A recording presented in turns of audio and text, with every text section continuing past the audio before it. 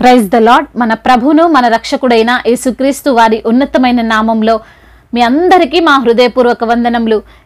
ఈరోజు దేవుని వాక్యము, అప్పుడు అకస్మాత్తుగా మహాభూకంపము కలిగెను, చెరసాల పునాదులు అదిరెను, వెంటనే తలుపులన్నీ తెరుచుకొనెను, అందరి బంధకములు ఊడెను.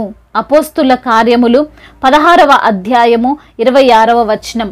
Suddenly there was such a violent earthquake that the foundations of the prison were shaken. At once all the doors flew open and everyone's chains came loose. Acts chapter 16 verse 26. ఈ రోజుకు గాను సర్వశక్తి గల దేవుడు మనకు అనుగ్రహించిన వాక్య భాగమును బట్టి ధ్యానించుకుందాము. ప్రభునందు ప్రియమైన సహోదరి సహోదరులారా, దేవుని కార్యములు భీకరమైనవి, ఊహించనివి. ఆయన తన బిడ్డల ఎడల ఎంతో కృపగలవాడు, కరుణావాత్సల్యుడు. ఆయన తన ప్రజలను విడిపించుటకు ఎంత దూరమైనా వెళ్తాడు, ఎంతటి కఠినమైన నిర్ణయాలైనా తీసుకుంటాడు. ఈ లోక జీవితంలో కుదుపులు సహజమే కదండి. అనగా మనము ఊహించని కొన్ని పరిణామాలు, అనుకోని కొన్ని ఎత్తుపల్లాలు ఒక్కసారిగా మన జీవితాన్ని షేక్ చేస్తుంటాయి. అయితే ఆ కుదుపుల తరువాత ఒక అద్భుతము జరగబోతుందని దేవుని బిడ్డలముగా ఉన్న మనము గ్రహించాలి. ఈ లోకస్తులైతే అటువంటి వాటికి ఏమవుతుందో అని భయపడతారేమో గాని, విశ్వాసులముగా ఉన్న మనము దీని తరువాత దేవుని కార్యము నేను చూడబోతున్నాను అని నమ్మకముతో జీవించాలి. పడిపోయిన మనము పడిపోయినట్లుగానే ఉండకూడదండి. నిరీక్షణ లేని వారిగానే మనము జీవించకూడదండి. మనము పడిపోయినా తిరిగి లేస్తాము అనే విశ్వాసము కలిగి ఉండాలి. ఈ లోకస్తులైతే పడిపోయిన తరువాత తిరిగి లేవడానికి ప్రయత్నించలేకపోవచ్చు గాని, మనము ఎన్నిసార్లు పడినా బౌన్స్ బ్యాక్ అవ్వాలి. గోడకు కొట్టిన బంతి వలె తిరిగి వచ్చేయాలి. ఎంత ఫోర్స్గా అయితే పడ్డామో అంతకంటే డబుల్ ఫోర్స్తో మనం ఎదగాలి. ఒక పంది బురదలో పడ్డప్పుడు ఆ బురదలోనే ఉండిపోతుంది, తిరిగి లేవడానికి ప్రయత్నించదు. దానికి అది మంచిగానే ఉంటుంది, దానికి అంటిన బురదని కూడా కడుక్కోకుండా అలానే ఉండిపోతుంది. అదే ఒక పిల్లిని బురదలో మీరేసి చూడండి, ఒక్క సెకండ్ కూడా దానిలో అది ఉండదు, వెంటనే వేరే ప్లేస్లోకి వెళ్ళిపోతుంది. పైగా తన నాలుకతో తన శరీరాన్ని క్లీన్ చేసుకుంటుంది. అవును ప్రియమైన సహోదరి సహోదరులారా, మన జీవితం కూడా ఎప్పుడు తిరిగి లేచే విధంగానే ఉండాలి. పడిపోయిన స్థితిలోనే ఉండిపోవడం, అక్కడే ఆగిపోవడం, అదే లైఫ్ అని అనుకోవడం దేవునికి ఇష్టం ఉండదు. దేవుడు మనం ఎప్పుడూ కూడా గొప్పవారిగానే ఉండాలనుకుంటాడు. ఒక తండ్రి ఎటువంటి చిన్న పని చేస్తున్నప్పటికీ తన బిడ్డలు గొప్పవారిగానే ఉండాలని అనుకుంటాడు కదండి. అలాంటిది మన తండ్రి అయిన దేవుడు, సర్వశక్తిమంతుడు, ఈ లోక సృష్టికర్త, మరి ఆయన బిడ్డలముగా పిలువబడుతున్న మనము ఇంకెంత గొప్పగా ఉండాలని ఆయన ఆశపడతాడు. ఈ రోజున లేఖన భాగంలో చూస్తే పౌలును శీలను చెరసాల్లో వేసి బంధించినప్పుడు దేవుడేమి చూస్తూ ఊరుకోలేదు, వాళ్ళని చెరసాల్లో ఉంచి మరీ బంధించారు. అయితే వారి విరోధులు వారిని బంధించగలిగారేమో కానీ వారి హృదయాలను బంధించలేకపోయారు. వారు దేవునికి ప్రార్థించడం మాన్పించలేకపోయారు.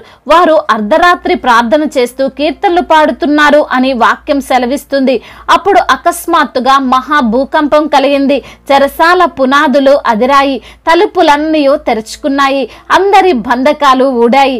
యేసయ్య కేవలం పౌలు శీలలు ఉన్నారనే వారిద్దరి కోసమే ఎంత గొప్ప కార్యం చేశాడో చూడండి. భూమినే కంపింపజేశాడు. ఏ చెరసాలైతే వారు పారిపోకుండా ఆపుతుంది, వారు తప్పించుకోవద్దు అని అనుకున్నారో ఆ చెరసాలే అద్దిరిపోయేలా చేశాడు. అన్ని తలుపులు తెరవబడ్డాయి, అందరి బంధకాలు ఓడిపోయాయి. ఈ ప్రపంచంలో ఇప్పటి వరకు ఏ దేశంలోనైనా భూకంపం వలన జైల్లో డోర్లు ఓపెన్ అయినట్లు మనం విన్నామా, కన్నామా? కానీ ఆ రోజు జరిగింది కేవలం తన కోసం జీవిస్తున్న పౌలును శీలను విడిపించడానికి, ఆయన కార్యము, ఆయన శక్తి ఏంటో చూపించడానికి దేవుడు ఆ రోజున ఈ కార్యాన్ని జరిపించాడు. ఈ రోజున ఈ మాటలు వింటున్న ప్రియమైన సహోదరి సహోదరులారా, దేవుడు నీ కోసం కూడా గొప్ప కార్యాలు చేస్తాడు. నీవున్న స్థలాన్ని కంపింపజేస్తాడు. నీ జీవితంలో నిన్ను కాపాడడం కోసమే, నిన్ను రక్షించడం కోసమే, నిన్ను క్షేమంగా ఉంచడం కోసమే కొన్ని ఆటుపోట్లు ఎదురవుతాయి, కుదుపులు ఎదురవుతాయి. పడిపోయిన వ్యక్తివి పడిపోయినట్లుగా ఉండకు. పౌలు శీలల్లో అంత కష్టములో కూడా బాధల గుండా దేవుణ్ణి స్తుతించారు, కీర్తించారు. నీవు నీ కష్టంలో, నీ బాధల్లో, నీ బలహీనతల్లో, నీ సమస్యల్లో దేవుణ్ణి స్తుతించడం ఆపకు. ఇంకేముందిలే ఈ జీవితం అంతా అయిపోయిందని అనుకోకు. గోడకి కొట్టిన బంతిలా తిరిగి నీ స్థానానికి నీవు దేవుని సహాయం వలన రా. ఏ అధికారి వారిని కొట్టి లోపల వేశాడో ఆ అధికారికే సువార్త చెప్పారు, బాప్తిసం ఇచ్చారు. కాబట్టి నువ్వున్న ప్రదేశంలో, నీ కుటుంబంలో, నీ ఉద్యోగంలో, నీ శరీరంలో ఏమైనా కుదుపులు వస్తుంటే భయపడకు. దేవుడు వాటిలో నుండి, ఆ చెరలో నుండి నిన్ను రిలీజ్ చేయబోతున్నాడు, పైకెత్తబోతున్నాడు అని విశ్వాసముతో, ధైర్యముతో ఆయనకు ప్రార్థిస్తూ జీవించు. దేవుడు ఈ మాటలను దీవించి మన హృదయములో ఫలింపచేయునుగాక. వాక్య భాగమును బట్టి ప్రార్థించుకుందాము. ప్రతి ఒక్కరు కూడా ప్రార్థనలో ఏకీభవించగలరు. ప్రార్థన. మహాశక్తి సంపన్నుడా, మహోన్నతుడా, కృపా కనికరములు కలిగిన దేవా, జీవం కలిగిన మా తండ్రి, జీవాధిపతి, సర్వోన్నతమైన స్థలములపై నివసించుచున్న దేవా, నిత్యము వేవేల దూతలతో పరిశుద్ధుడు పరిశుద్ధుడు పరిశుద్ధుడని ప్రతి గానముల చేత కొనియాడబడుతూ కీర్తించబడుతున్న తండ్రి, మీ ఘనమైన ప్రశస్తమైన నామమును బట్టి మీకే కోట్లాది కోట్ల స్తుతులు స్తోత్రములు చెల్లిస్తున్నాము తండ్రి. అవును నా ప్రభువా, అయా మిమ్మల్ని నమ్ముకున్న బిడ్డలను ప్రభువా మీరు ఎంతటి కష్టము నుండైనా విడిపించగలరని పౌలు శీలలను ప్రభువా అయా చెరసాలలో వారు ఉన్నప్పటికీ మిమ్మల్ని స్తుతిస్తున్నప్పుడు, మిమ్మల్ని ఆరాధిస్తున్నప్పుడు ఆ చెరసాల పునాదులను కదిలింపజేసి వారిని బయటికి తీసుకొని వచ్చిన దేవుడవు తండ్రి, మీకు వందనములు. అవును నా తండ్రి, అయా బిడ్డలకు మీరు తోడుగా ఉండి నడిపించండి. ఏ సమస్య, ఎంతటి ఉపద్రవము నుండైనా బిడ్డలకు విడుదల దయచేయండి నా తండ్రి. అనారోగ్య సమస్యల నుండి విడిపించండి. అరికాలు మొదలుకొని నడినెత్తిన వరకు ప్రభా మీ యొక్క రక్తాన్ని బిడ్డలపైన ప్రోక్షించండి. ఏ రోగముతో అయితే బిడ్డలు ఉన్నారో, ఏ రోగాన్ని బట్టి బిడ్డలు దిగులు చెందుతున్నారో, అయా మరి తండ్రి భయాందోళన జీవితం గడుపుతున్నారో అటు బిడ్డలకు యేసు నామములు ఆ సమస్య నుంచి విడుదల దయచేయండి. ఆర్థిక సమస్యలను కొట్టివేయండి.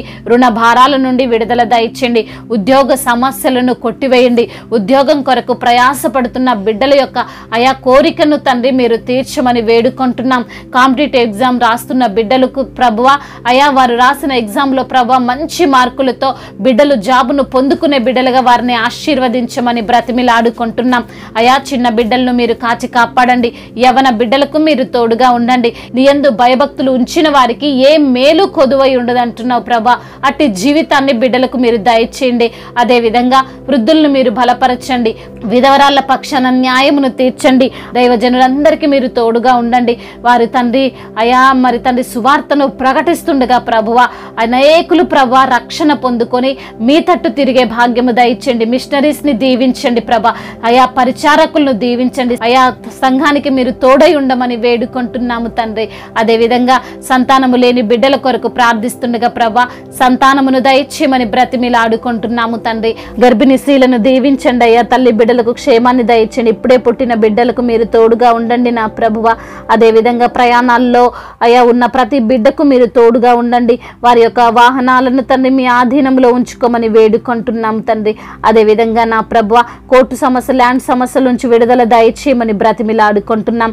అయా వివాహాల విషయంలో తండ్రి మీ చిత్తమును బట్టి ప్రార్థిస్తున్న ప్రతి బిడ్డకు ప్రభువ అయా మీ యొక్క చిత్తములో బిడ్డల వివాహము జరుగునట్లుగా కృప చూపించండి. అయా మీరే బిడ్డలకు తోడుగా ఉండి నడిపించమని వేడుకుంటున్నాము తండ్రి.